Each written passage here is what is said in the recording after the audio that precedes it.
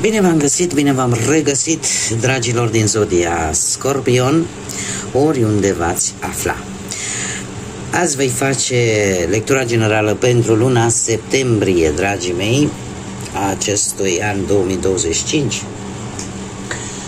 Așa că toți cei care aveți Soarele, Luna, Venus, Ascendentul sau oricare alt aspect astral important pentru voi din harta voastră natală și care are legătură cu Zodia Scorpion, această lectură este de asemenea și pentru voi. Ca de fiecare dată, nu uitați, este totuși o lectură generală, așa că vă rog să luați decât acele mesaje care vor rezona cu voi. Restul lăsați-le să zboare în univers, pentru că sigur sunt pentru alte energii care într-o măsură mai mică sau mai mare au legătură cu Zodia Scorpionului. Bun, dragii mei, așa cum mulți dintre voi deja s-au obișnuit la lecturile lunare, avem câte o carte pentru fiecare săptămână a lunii și începem cu prima săptămână din septembrie. Există aici niște legături cu legea. Nu știu dacă aveți procese pe rol sau ce ține de instituții legale, notariate, avocatură, dar se pare că există o implicare legată de această de justiție, legalitate, hârtii, ceva de genul ăsta.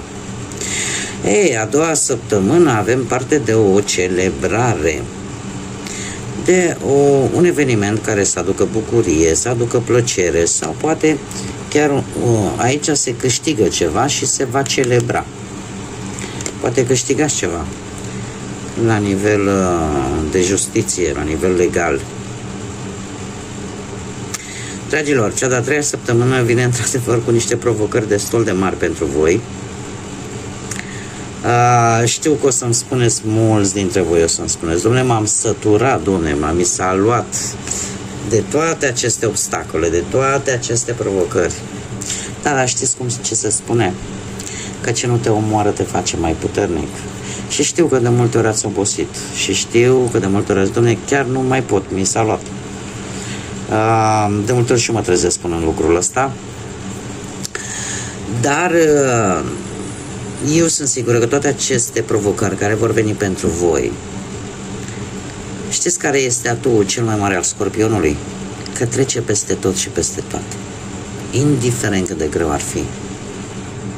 Cred că este singura zodie care, mai ales pentru cei care aveți atât Soarele cât și Ascendentul și poate și alte planete importante în această zodie, este o zodie care are această calitate extraordinară de a se recupera după orice provocare care îi vine în viață. Și da, se pare că această provocare care vine pentru voi în a treia săptămână va culmina în ultima săptămână din septembrie cu faptul că cineva va încerca să vă coboare standardele, în sensul că voi aveți niște principii fixe, sunteți foarte fixi și sunteți un semn fix și aveți niște principii foarte fixiste. Adică dacă ați zis, dom'le, fac așa, așa fac, da? Până nu mă documentez, până nu văd despre ce vorba, ca să fac o mică schimbare, rămâne așa stabilit. Se pare că cineva va încerca să vă tenteze în așa fel încât să vă coborâți ștacheta. Acum depinde de voi dacă va reuși sau nu. Bine ar fi, eu cred că nu o să reușească, dar cine sunt eu? Dar cert este că o tentație va veni să încerce să vă facă să renunțați la niște principii morale, poate, importante pentru voi. Haideți să vedem cu ce energie începeți, dragilor din Scorpion, această lună septembrie, care vine așa, și cu bune și cu rele. Ia să vedem. Da, sunteți sătui de oameni falși. Sunteți sătui, sunteți obosiți, e ca și cum mai spune, domne, dacă aș putea să iau pe toți să-i bag într-o cameră și să-i închid acolo, numai să nu-i mai văd. Adică e prea multă falsitate, e prea multă ipocrizie în jurul vostru și deja parcă ca să găsești un om sincer, să găsești o energie sinceră, empatică, deja a ajuns o raritate în ziua de azi. Sunteți obosiți de falsuri. Dați așa că am încurcat, trebuia să iau tarotul, ajungem și la acel pachet de cărți. Imediat, haideți să vedem ce ne spune tarotul. Sunteți obosiți de oameni care promit și nu fac nimic din ce au promis. Și de multe ori știți lucrul ăsta dinainte. Haideți să vedem ce vine pentru dragii mei din Scorpion în luna lui septembrie, atât pe plan profesional, financiar sau sentimental.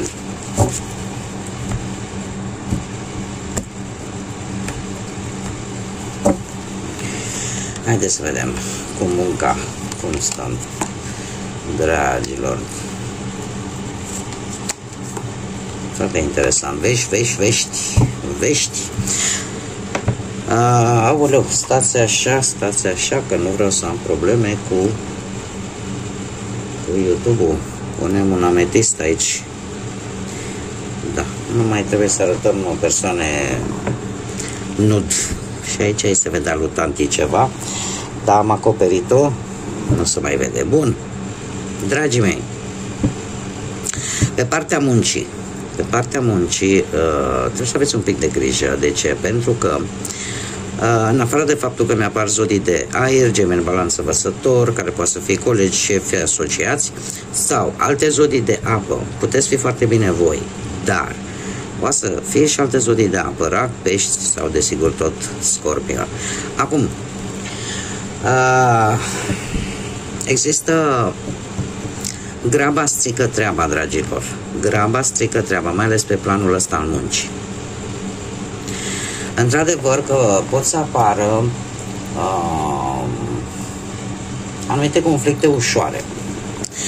Sau, așa cum bine am văzut, ceva documente care o să vi se tot ceară pentru a reuși să obțineți un job. Încercați să nu o las personal. E posibil ca toate aceste documente, toate aceste lucruri să fie strict necesare, pentru că poate, nu știu, s-a schimbat legislația, pentru că are legătură cumva și cu legea. Și atunci, automat, vi se vor cere. De asemenea,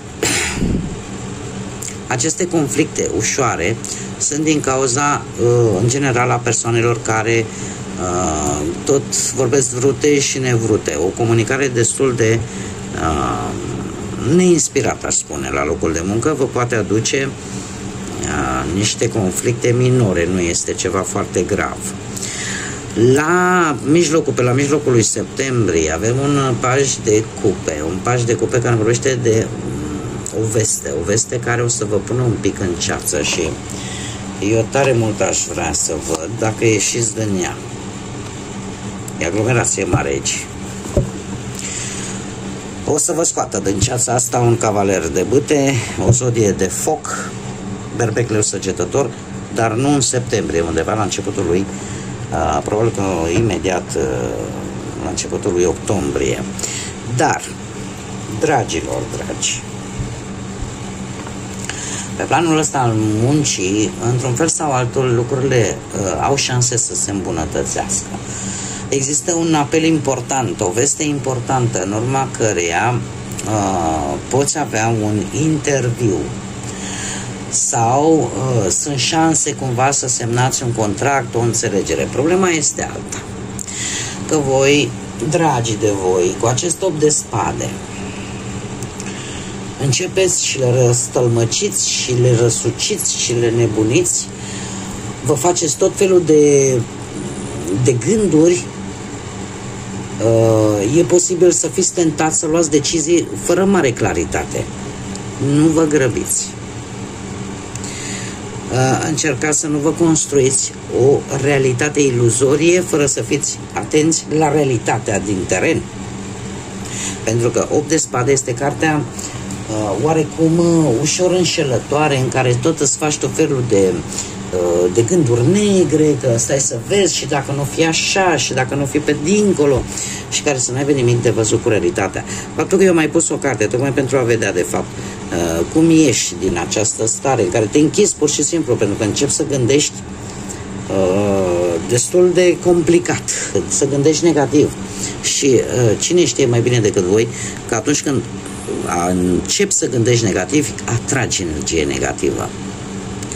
Dar din asta se pare că te va scoate o energie de bâte, un cavaler de bâte care îmi spune că vin schimbări majore, majoritatea vor fi pozitive, vei reuși să găsești un job, e adevărat, posibil diferit față de ce ai făcut până acum. E posibil să apară chiar și un schimb de locuință care să te forțeze de situația să fie de așa natură încât să-ți cauți un alt job. Dar, așa, per general, este cineva aici care ori își dorește să fie lângă tine, să te ajute, să ieși din această stare. De ieșit vei ieși. Pentru că realitatea e una și de multe ori cam asta e greșeala scorpionilor. Sunt foarte profunzi în absolut tot ceea ce fac și o duc cu informațiile până la extrem. Bun, haideți să mergem mai departe, să vedem pe partea bănuților. Pe partea bănuților cum veți sta în această... Haideți să astupăm pe domnișoara. Sper să nu mai apară niciuna dezbrăcată pe aici. Bun, deci avem pe partea banilor zodii de pământ, Taur, Fecioară, Capricorn, sau probabil că unii dintre voi aveți ascendente în aceste zodii. Asta vorbește de o ușoară stabilitate pe partea asta a banilor. Se pare că banii încet, încet vor crește progresiv, nu vor fi decât neapărat poate banii câștigați de voi, vor fi și banii poate ai perechii voastre sau niște bani la comun. Am un 6 de bâte care îmi vorbește de o realizare foarte faină, foarte frumoasă, bănească. O reușită la nivel financiar care să vă aducă bănuți. Că e, nu știu, că te promovează, poate la locul de muncă, că e o creștere de bani care îți va îmbunătăți până la sfârșitul lunii partea asta financiară. Iar doi ăsta de cope, ce să vă spun, că finanțele sunt destul de echilibrate.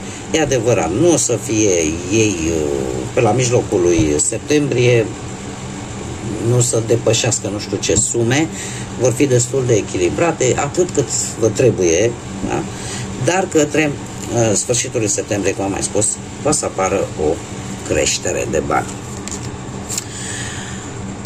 Partea sentimentală, cei care sunteți deja într-o relație, dragilor, voi aveți arcanul vostru reprezentat aici cu moartea, ca de obicei, în plină transformare, nu e ceva nou. Avem un 10 de monede. Relația voastră este una solidă. Posibil unii dintre voi chiar să se gândească, dacă nu ați făcut nunta până acum, să vă gândiți la nuntă. De ce? Pentru că vă mai ieși și vouă ceva bănuți. De ce? Apare acest doi de monede. Este ceva aici, eu spune, există o necesitate de a echilibra un pic finanțele în relația voastră. Apare posibil chiar către sfârșitul lui septembrie cumva o schimbare în relație care va cere foarte mult să vă adaptați. Să vă adaptați în funcție de ce obstacole pot veni în calea voastră și sunteți foarte croiți foarte mult pe partea asta financiară, să puneți ceva bani deoparte. Mie asta îmi spun cărțile. E o chestie în comun. Aici se vrea o stabilitate economică în relația voastră. Nu mi-apar sentimente, nu mi-apar absolut decât un interes la comun de a avea o situație materială stabilă. Cât despre arcanul vostru, sunteți conștienți, tocmai pentru că știți că anumite schimbări trebuie făcute ca relația voastră să aibă un curs bun. Dar voi oricum sunteți la voi acasă. Sunteți la voi acasă. Când apare arcanul vostru, voi știți ce înseamnă și cum trebuie să procedați. E posibil ca pe unii dintre voi, cei care sunteți într-o relație, să vă țină tocmai această stabilitate economică, să fie liantul de bază al relației.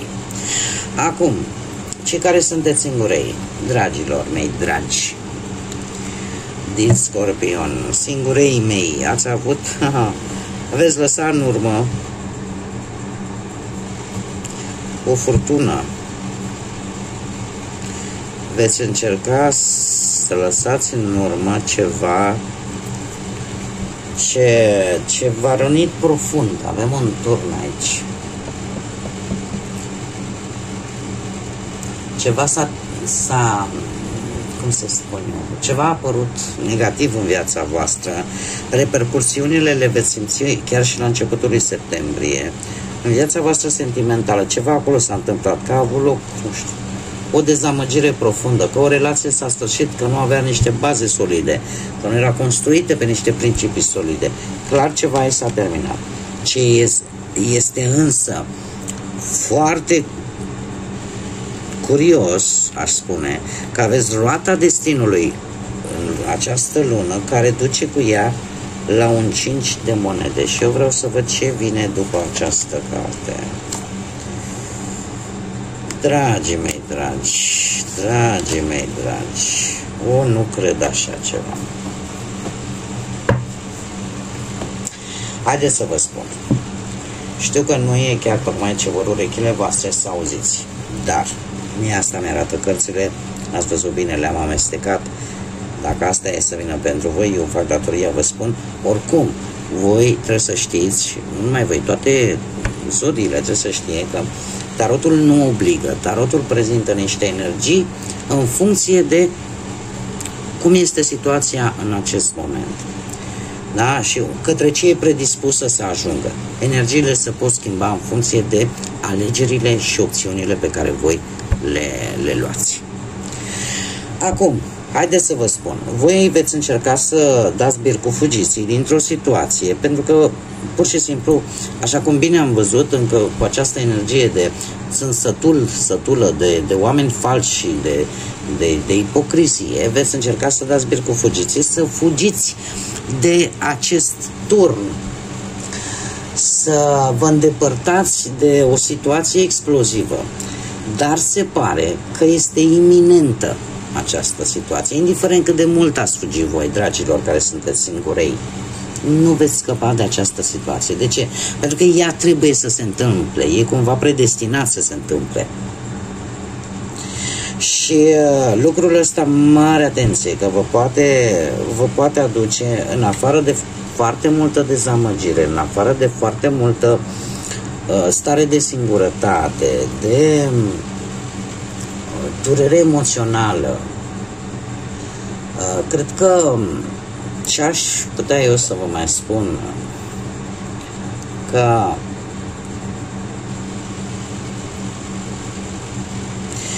voi, am eu impresia că în luna lui septembrie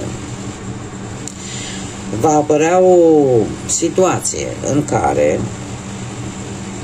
veți fi oarecum, să zicem, interesați un pic mai mult de o anumită energie, o energie care vă va dezamăgi profund. Este cineva cu care voi, într-un fel sau altul, ați mai avut de-a face pe planul ăsta, poate sentimental. Da, mie asta cărțile îmi spun. Există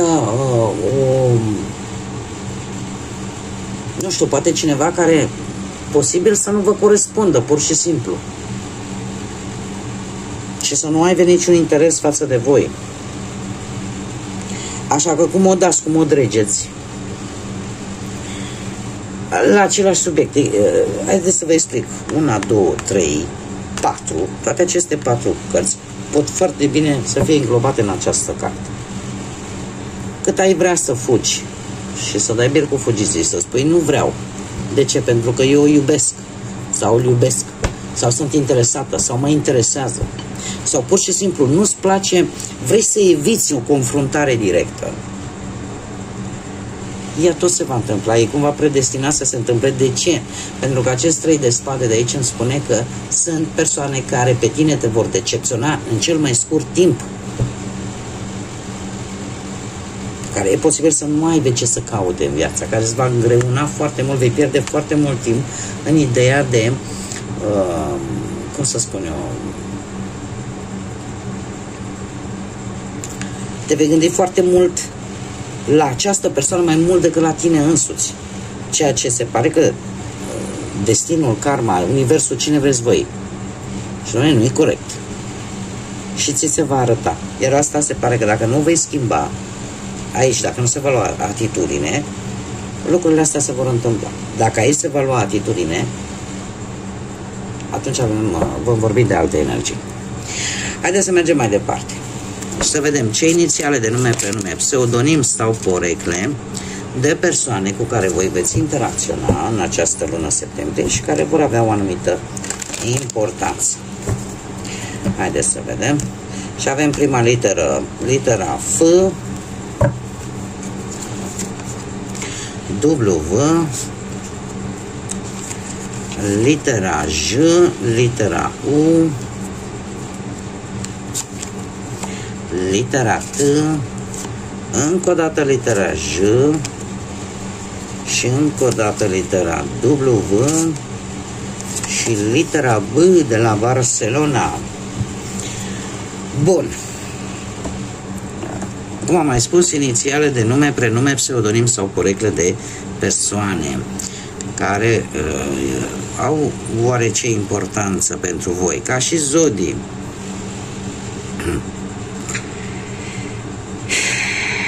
Ca și zodii de pământ, Taur, Fecioară, Capricorn, predomină de asemenea zodiile de aer, Gemeni, Balanță, Vărsător și e adevărat, mai puțin, dar zodii de apă, Rac, Pești sau, desigur, Scorpion. Haideți să vedem care este surpriza lunii septembrie pentru voi, dragilor din Scorpion. Care este surpriza lunii? Asta vreau să iasă. Da. Și avem ori data de 7, ori la 7 zile după ce voi vedeți această lectură, ori în 7 săptămâni. Se pare că circumstanțele se vor schimba într-o manieră foarte, foarte determinantă, adică care vor face diferența. Anumite circumstanțe vor schimba lucrurile foarte mult, da? În care voi veți evalua poate mult mai profund o anumită situație, veți lua o decizie, cum să spun eu, mult mai înțeleaptă și în care, cum să spun eu, simțul vostru de observație va fi unul destul de puternic. Este de asemenea și un număr spiritual, un număr divin, care ne vorbește și de binecuvântări și de faptul că cumva lucrurile se vor schimba poate în favoarea voastră. Da? În 7 zile sau în 7 săptămâni sau poate chiar cu data de 7 septembrie. Haideți să vedem.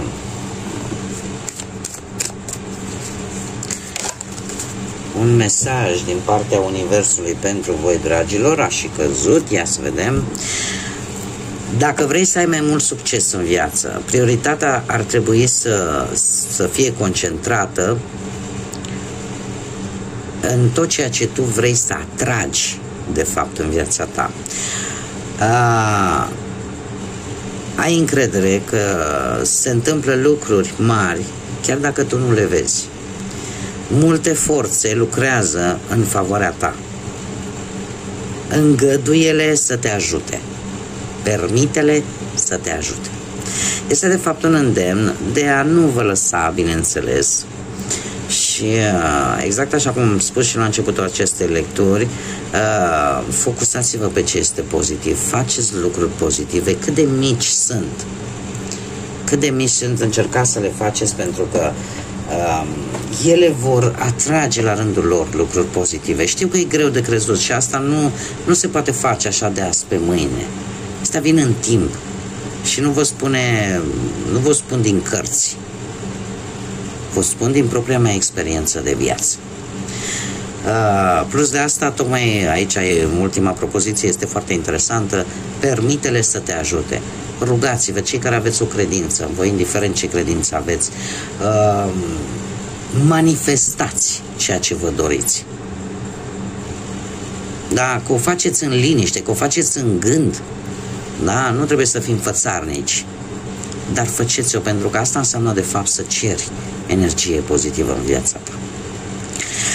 Bun, dragii mei, cam atât am avut pentru voi. Eu, ca de fiecare dată, vă mulțumesc tuturor din suflet pentru tot sprijinul vostru, toate acele like-uri, toate acele distribuiri, toate acele comentarii. Faptul că vă abonați sunt lucruri atât de importante pentru orice creator de conținut. Așa că eu vă mulțumesc din suflet, sper că tot ceea ce faceți este sincer, îmi doresc foarte mult, nu vreau să am, cum să spun eu, foarte mulți abonați care să nu le placă felul meu de a fi, să nu le placă felul în care eu fac acest lucru aici. Dacă este nevoie, prefer să am un canal cu oameni care merg pe aceeași lungime de undă ca și mine. Oricum, eu vă mulțumesc tuturor și fie ca această lună septembrie să vă dea putere, să vă dea curaj, să treceți peste tot și peste toate. Așa că numai bine vă doresc, multă energie pozitivă și, desigur, să fiți iubiți.